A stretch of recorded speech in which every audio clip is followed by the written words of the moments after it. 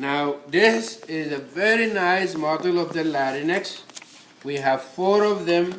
I can guarantee you all 4 of them will be used because every single thing I'm going to point here is going to be labeled simply because it is a very beautiful model. It is very easy. It is very easy to label. Very easy to label. So here we go. If you pay attention, you will earn a lot of points right here. This is called the hyoid bone. It is not part of the larynx. It is also called the tongue bone because your tongue muscle, some of the tongue muscles attach to the top of it, and the tongue rests right on top of it here, okay? Now, this one here is called the thyroid cartilage, and it is the largest cartilage of the larynx. It goes all the way. All of this is the thyroid cartilage. This tip of it right here, that is your Adam apple, right here. When you touch right here, that is this one right here. That is the tip. That is your Adam apple. Now, between the thyroid cartilage and the hyoid bone, there is a ligament that covers all this area right here. It is going to be labeled for you like this. It is going to be labeled either like this or right across like this. And the question is going to say, identify the membrane or the ligament labeled by the orange tape. Right here, that is called the thyrohyoid ligament. Thyrohyoid ligament. Okay? Now, between, and those ligaments are going to be there for sure. Now, right down below the thyroid, this one right here, labeled in red, that is the cricoid cartilage. It is a very large cartilage. Only this piece is shown here, but the rest of it is all the way back here. So if the label is here, that is still the cricoid cartilage. Now, the reason I'm labeling it in the front, because between the cricoid cartilage and the thyroid cartilage, you can see this ligament right here. That looks like a smile. That one is called cricothyroid ligament. Cricothyroid ligament. Now, underneath the cricoid, this is the trachea. This is the very first ring of the trachea right here. So between the cricoid cartilage and this first tracheal ring, the ligament right here is called cricotracheal ligament. Cricotracheal ligament. We have always been going up, down to up. Now we go down, up to down here. Not only that, between each individual thyroid, tracheal ring and the next, the ligament is called annular ligament. Okay?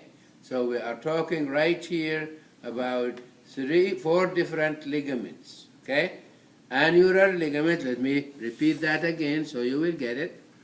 Annular ligaments are between the tracheal rings, between the first tracheal ring and the cricoid cartilage, the cricotracheal ligament, between the cricoid and the thyroid, the cricothyroid ligament, between the thyroid and the hyoid bone, the thyrohyoid ligament.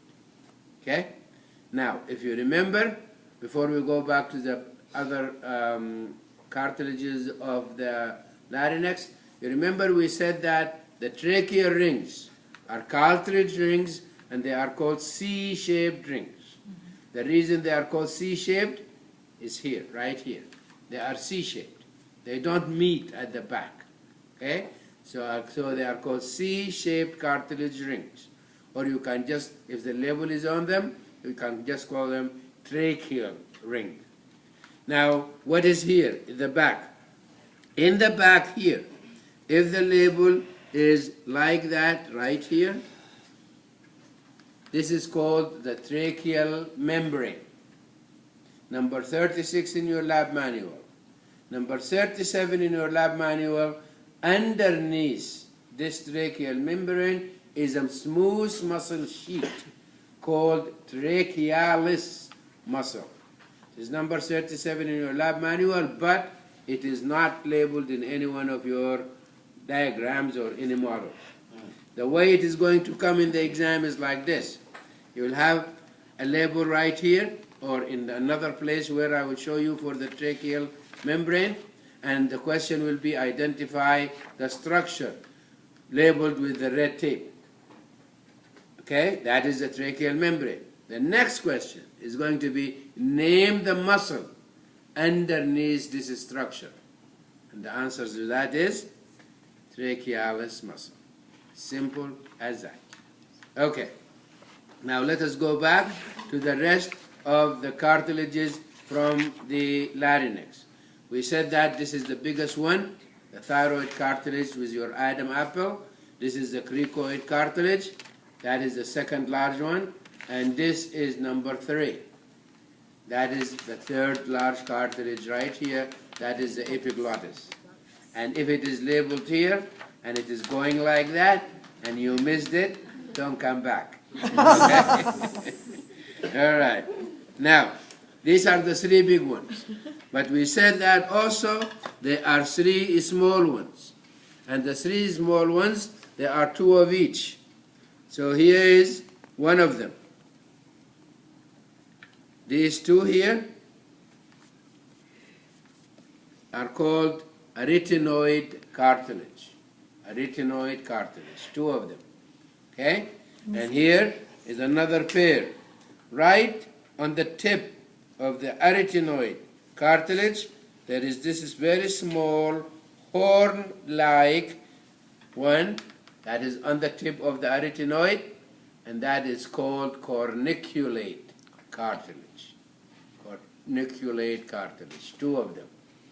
The other one that is have 2 and is small is called cuneiform cartilage, and it is not in any one of the models or in your lab manual, so you don't have to worry about it.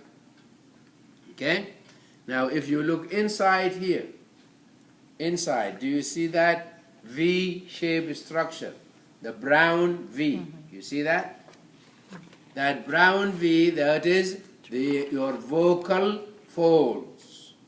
And the space between them is called the glottis.